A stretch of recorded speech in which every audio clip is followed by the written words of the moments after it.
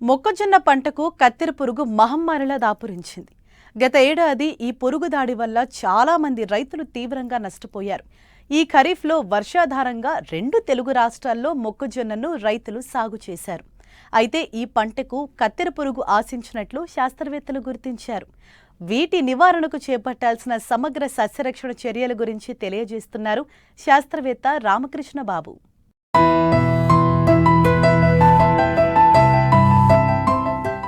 వాణిజ్య పంటల్లో మొక్కజొన్న కూడా ఒకటిగా మారింది. ఆహారంగానే కాక దాణా రూపంలోనూ, పశువులకు మేతగాను, వివిధ పరిశ్రమల్లో ముడి సరుకుగా దీని వినియోగం తప్పనిసరిగా మారడంతో ఈ పంట ప్రాధాన్యత పెరిగింది. ప్రస్తుత ఖరీఫ్లో వర్షాధారంగా తెలుగు రాష్ట్రాల్లో రైతులు అధిక విస్తీర్ణంలో మొక్కజొన్నను సాగు చేశారు. వివిధ ప్రాంతాలలో పూత, కాత దశలో ఉంది. అయితే 15 నుండి 20 రోజుల పాటు నీటి ఎద్దడి ఏర్పడింది. దీంతో కొంత గడ్డు పరిస్థితులు ఎదురైనా వరుసగా కురిసిన వర్షాలకు పంటలు కుదుటపడ్డాయి. ప్రస్తుతం చాలా చోట్ల కత్తెర పురుగు ఆశించినట్లు శాస్త్రవేత్తలు గమనించారు. ఈ పురుగుల ఉధృతిని గమనించినట్లయితే వెంటనే సస్యరక్షణ చర్యలు చేపడితే మంచి దిగుబడులను తీసేందుకు ఆస్కారం ఉంటుందని చెప్తున్నారు శాస్త్రవేత్త రామకృష్ణ బాబు. ఈ ఆగస్టు మాసం మొక్కజొన్నకు చాలా ప్రధానమైన నెల. ఎందుకంటే ఈ ప్రాంతంలో మనకు మొక్కజొన్నలో సుంకు, పూత, కాత, పాలినేషన్ జరిగే మంత్. వారం కిందట మనకు 15 రోజుల వరకు బెట్ట పరిస్థితులు ఈ మొక్కజొన్న ఎదుర్కోవాల్సి వచ్చింది. గత వారంలో కురిసిన వర్షాలకు ఈ మొక్కజొన్న దాదాపుగా రికవర్ అయింది. ఇటువంటి పరిస్థితులలో మనం మొక్కజొన్నను చాలా జాగ్రత్తగా యాజమాన్యం చేసుకుంటే మంచి దిగుబడులు సాధించడానికి అవకాశం ఉంది. ఇందులో ప్రధానంగా ఏంటంటే పైపాటుగా మొక్కజొన్నలో పైపాటుగా వీలైతే అంతర్కృషి చేసుకోవడము, 30 కేజీల యూరియాతో పాటు ఒక 10 నుంచి 15 కేజీల పొటాష్ కలుపుకొని వేసుకోవడం చేసుకోవాలి. అలాగే ఈ ముఖ్యంగా ఈ పురుగుల తెగుల విషయంలో ఈ కత్తెర పురుగు అన్నది కత్తెర పురుగు జాడలను కనుక్కొని కత్తెర పురుగు యొక్క యాజమాన్యం చేసుకుంటే మనం దిగుబడులు తెచ్చుకోవడానికి అవకాశం ఉంది.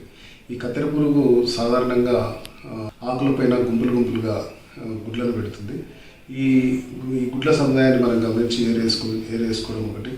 రెండవది, ఈ గుడ్ల నుంచి వచ్చినటువంటి పిల్ల లార్వాలు పత్రహారితాన్ని గోకి తిని పెద్దగా అయ్యే కొద్దీ ఆకుల పైన రంధ్రాలు వేసి ఆ తర్వాత సుడులలో ఉన్నటువంటి లేత భాగాలను తినుకుంటూ ఎదుగుతూ మరి ఎదిగిన లార్వా మళ్ళా రెక్కల పురుగుగా వస్తుంది. సో ఈ సైకిల్ దగ్గరగా 20 నుంచి 30 రోజుల వరకు ఉంటుంది. ఈ కత్తెర పురుగు ఒకే పొలంలో 2 నుంచి 3 సార్లు 3 నుంచి 4 సార్లు కూడా ఆశించే ప్రమాదం ఉంది. కాబట్టి రైతు సోదరులు అప్రమత్తంగా దీన్ని ఎప్పటికప్పుడు గమనించి దీని యాజమాన్య చర్యలు చేపట్టాలి. మనం తొలి దశలో గమనించినట్లయితే, అంటే తొలి చిన్న లార్వాల దశలో గమనించినట్లయితే మనం ఫ్లూబెండమైడ్ కానీ, క్లోరాంట్రినిలిప్రోల్ కానీ లేదా ఇమామెక్టిన్ బెంజోయేట్ అనే మందును పిచికారీ చేసుకుంటే ఈ తొలి దశలో మనం అరికట్టడానికి అవకాశం ఉంటుంది.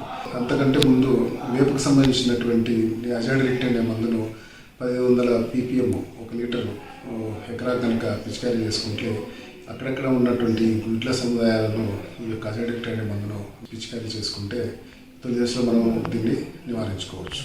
తర్వాత అడ్వాన్స్డ్ దశలో లార్వా పెద్దగైన దశలో దీన్ని నివారించాలంటే మనం విషపేరులను తయారు చేసి సుళ్ళల్లో వేసి దీన్ని నివారించుకోవచ్చు. విషపేర తయారు చేయడం అంటే ఒక 10 కిలోల తౌడుకు 2 కేజీల బెల్లాన్ని తీసుకొని ఆ బెల్లాన్ని 2-3 లీటర్లలో ఉడకబెట్టి ఆ ద్రావణంలో ఈ తౌడును బాగా పులినిచ్చి కలిపి ఈ ఎర్రలు చిన్న ఉండలు తయారు చేసే ముందు, ఎర్రలు వేసి 1 గంట ముందు థైడికార్బరే మందును 100 గ్రాములు కలిపి చిన్న ఉండలు వేసి ఈ సుడులలో కానీ అది ఆశించే ప్రాంతాల్లో కానీ వేస్తే ఈ పొగాకు అడ్వాన్స్డ్గా ఉన్నటువంటి పొగాకు లద్దె పురుగు తిని చనిపోయి కంట్రోల్ అవుతుంది. కాబట్టి రైతు సోదరులు అడ్వాన్స్ స్టేజ్లో విషపేరుల ద్వారాను, అలాగే సుడి అంటే మనకు కంకి రాకముందు సుళ్ళల్లో రసాయన పదార్థాలను పిచికారీ చేయడం వల్ల ఈ యొక్క కత్తెర పురుగును నివారించుకోవచ్చు.